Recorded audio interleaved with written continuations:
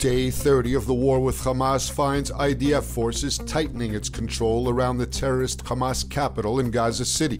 IDF operations carried out by combat engineering forces and tanks led by the Gaza Division mapped out buildings and cleared the area from planted explosive devices.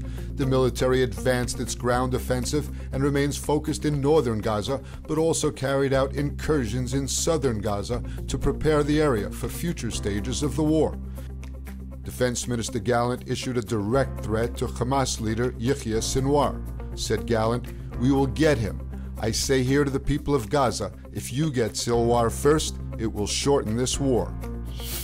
Lebanese Hezbollah terrorist leader Hassan Nasrallah failed to commit to enter the war with Israel. Speaking from his bunker in Beirut, Nasrallah claimed that he had no prior knowledge of Hamas's plan to attack Israel, and after Israel's declaration of war, he came to the aid of Hamas by confronting Israel on the Lebanese border and causing the IDF to divert forces from the south. Nasrallah's apparent hesitation to avoid full-scale war with Israel followed shortly after the latest warning from Prime Minister Netanyahu.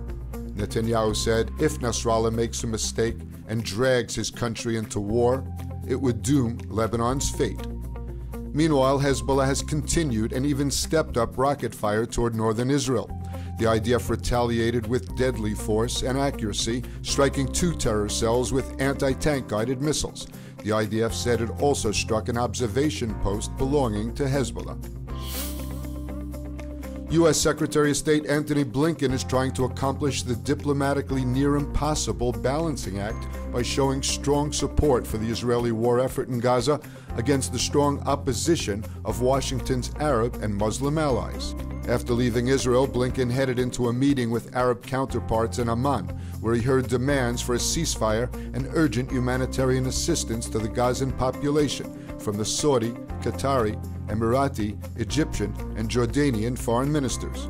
Blinken told the Arab foreign ministers that the U.S. is opposed to a ceasefire, but it is tying humanitarian aid to the hostage issue, and that could include a brief pause in fighting.